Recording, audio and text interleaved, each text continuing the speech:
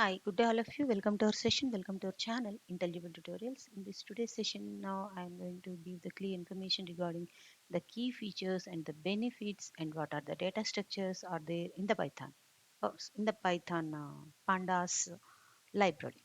Okay, so what are the main key features of the Pandas library that now we are going to see. In my previous video, I told regarding what are the various functions which are available in the Pandas library and why we are going to use of using the Pandas library. Now we are going to see what are the key features, benefits, and as well as the data structures of Python Pandas library.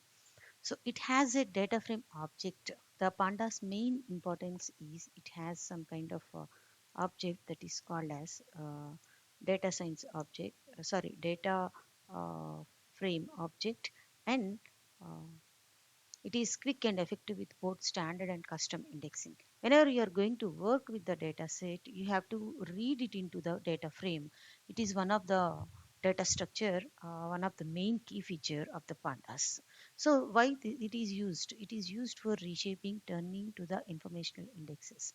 And also it is used for aggregations and transformations and grouping the data. So if we can use certain kind of the operations on the data set which are stored in the form of the data frame, so, and as well as it is used to align the data and integrate the data that is missing, and also provides a time series functionality and process various data sets and varieties of data sets such as matrix data, heterogeneous tabular data, and as well as time series. Okay, so the main purpose of the data frame object is to analyze the data using various kinds of the operations. Okay, so normally utilizing, reshaping, and tuning, turning the information indexes, and it is also used for aggregations, transformations, and group by data, and align the data and integrate the data that is missing, and provide the time series functionality, process a variety of data sets in various formats such as matrix data, heterogeneous tabular data, and as well as the time series. Okay. Manage the data sets. How can we manage the data sets? By providing the set of functions, multiple number of the operations like pre-processing, subsetting, slicing, filtering, grouping, reordering, and reshaping. All these are multiple operations which are provided by the pandas library. Okay. So as well as it is incorporating with various kinds of other libraries like SciPy, scikit-learn, Scientific Python, and scikit-learn, which is used for machine learning functionalities. This is a library that is going to use some machine learning functionalities, and it performs quickly. And Python can be used to accelerate it even further. So these are the main key features. And what are the benefits of the pandas? The following are the main advantages of pandas or the other languages. The very first advantage is representation of the data. So it provides two different kinds of the data structures. One is the data frames, another one is the series, and it presents the data in a manner that appropriate for data analysis. So we can you make use of any one of the thing. It may be a data frame or it may be a series according to our data set and what kind of the operations that we are going to perform, what kind of the data analysis that we are going to perform on the data set. Based on the requirement, we can make use of any one of the data structure. And the next one is the clear code. Pandas clear API lets you to concentrate on the most important part of the code. In this way, it gives the clear and brief code to the client. So what is the clear code?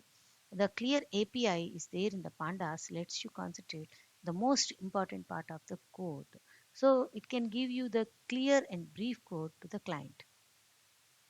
So what are the various data structures that are used in the pandas? As we discussed previously, we have two different kinds of the data structures. One is the data frame and the one is the series, are the two different kinds of the data, uh, structures which are used in pandas library to process the data. Okay, so while series are useful, series are linear arrays and these are useful. Most analysts work with the majority of the data in data frames. As the data frame, unlike the series, the data frame contains horizontal and vertical arrays. It is a 2D actually. So we can say perfectly the data set we can read into the data frames. So most widely used data structure in the pandas is nothing but database. Whenever you want to work with single line vertical arrays, you can go for series. But whenever you want to work with 2D columns, 2D shaped set, the data set, is useful to read the data set, we use the data frames. One function is there that is read underscore CSV, which is used to read the data from the data set and store it into the data frames. And data frames store the data in the familiar table format of rows and columns, much like a spreadsheet or database. So data frame stores the data in the form of a rows and as column format and makes a lot of analytics tasks easier, such as finding the average per column in the data set. So we can make use of many number of operations which are available on the pandas library on the particular data set, which is read into a data frame. So most widely used data structure from the pandas library is nothing but the data frame. Whenever we require only the linear array operations, then we can go for series. But whenever it is 2D structure, or else it is a tabular structure, or a CSV file should be read into the data frame, we make use of another data structure, that is data frame, and it allows us to make the task easier by providing various kinds of library functions from the pandas. Okay, so this is the information regarding the pandas. In the coming video, I will show the practical example of the pandas functions. So if at all anybody didn't subscribe my channel, please subscribe my channel Intelligible Tutorials.